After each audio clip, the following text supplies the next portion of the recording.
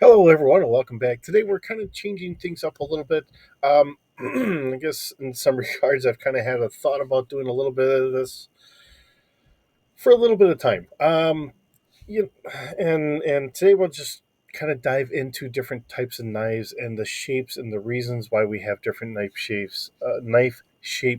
Uh, One of the things that kind of came to my mind for this, and I just happen to have it here, or I did have it just sitting here.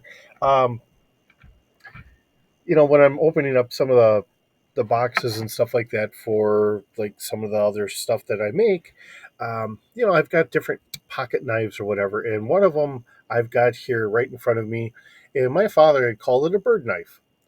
It's a very small blade, uh, really meant for getting in there to kind of get out a waterfowl or some other fowl that whether it's quail or grouse or whatever. Small blade.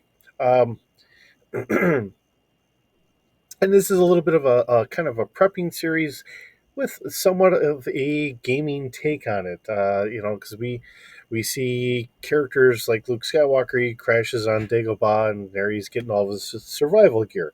you know uh, Prepping is not just something that you do because you think the end of the world is going to happen. I've been kind of doing it a little bit on and off here, for the simple fact of I'm on an end of a line here for power, and the house has lost power occasionally for maybe an hour or two. I think we lost it for about like 8 hours once.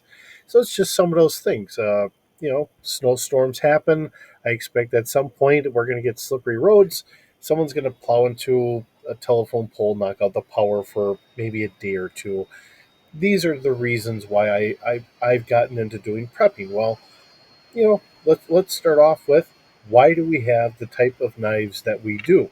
So, and I remember my father having a ton of different pocket knives for all the different things that he would need to do.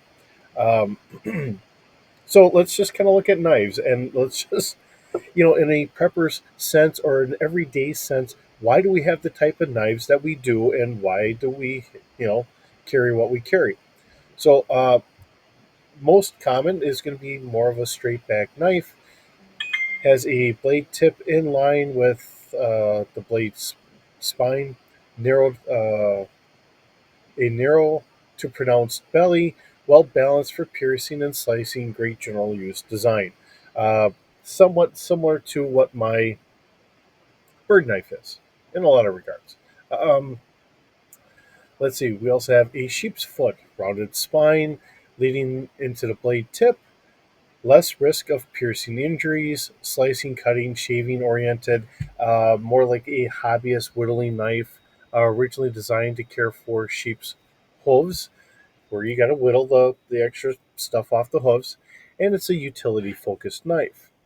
Uh, Warn Warncleaf, similar to a sheep's foot, but with a point, less aggressive, curved to allow more piercing capacity. Handles cuts and slicing well, originally designed for woodworking. Again, like I was saying before, a whittling knife, suitable for tactical and utility purposes.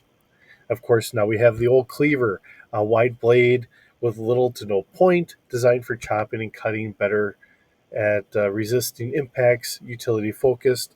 We have cleavers for the kitchens, as well as, most notably, we think of a cleaver being something that, like an axe head, a cleaver. So lots of different variations of these throughout the years. We have a trailing point, so a blade tip extends behind initial spine angle, allows for longer, consistent cuts, generally long, narrow belly, great for processing meat related to Persian style blades. And now we get into our Persian style, our Persian, which has a spine that curves to the point in line with spine angle, a good penetrating power with curved cutting ability, well balanced for utility and self defense. Um, oh, I get a kitty cat on the loose. Let's see. We also have a drop point. So Tip of the blade offset from the spine, close to the middle of the blade, narrow to a pronounced belly, great utility knife, one of the most common blade designs. We find a lot of tactical knives having something similar to this. Uh, Karambit, a semi-curved to extremely curved blade. Blade curves forward from the handle, single to double edged. Uh, Ring built into the handle, primarily tactical, but originally a utility knife. There again, I think of this as, and I think we're going to get into one of these. I think it's kind of coming up here. Uh, a hawkbill knife. My father would have a couple of these for trying to get asparagus out of the garden, things like that nature. So let's see, we have a clip point, blade tip more center line with profile narrowing to the point, attempts to balance piercing and cutting ability, commonly found in fighting knives, a utility blade with heavy leanings towards self defense. Again, this is a little bit more of what you find a lot of people carrying in the general carry, a everyday carry kind of somewhat utility, but somewhat kind of defensive knife. And now we have the old Bowie knife. Most commonly looked at as the great kind of Rambo-ish knife, especially with what you see here, where it has like the hooks on the back. Generally, medium to long blade lengths. Usually features some sort of clip point, often designed as a fighting knife with utility features. Great for hunting, bushcraft, or self-defense. Again, uh, like our bayonets might be something similar to this, where trying to remember all the things that we had when I was in the army, and this is some 30 years ago at this point. Uh, we had a spot in there so we could actually use the spine and part of it to cut wires, um, for like uh, barbed wire, razor wire, stuff like that. Uh, or trying to get through some of that as we're breaching into an enemy defense point or whatever. All right, now we have a spear point. Central blade point in line with the middle of the blade, often single edged, partially sharpened rear edge, often referred to as a bayonet point, strong piercing ability, minor cutting ability. Now we have the spay, almost blunt point with pronounced belly, originally used to neuter livestock with less risk to injury, often a utility or very utility oriented. And then we get the old dagger, all pretty much always double edged, um, with a spear point, almost entirely combat oriented. Blade variations determine cutting capacity, thrust and pierce, centric blade. Um, some of these knives, like the dagger, some of the extra abilities, as people got, you know, leather armor, ring mail, stuff like that. Some of these knives changed along the way to be able to kind of go against people in armor. Uh, a very offensive style knife. Hawksbill. Blade tip extends forward beyond cutting edge. Great for general utility and some tactical applications. Found on harvesting and aquatic related knives.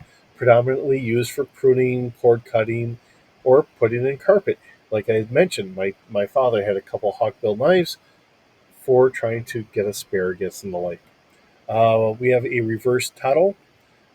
Blade tip is placed at the end of the cutting edge, mirrors Americanized tanto shape, good piercing power with cutting ability, similar to a Warncliffe blade.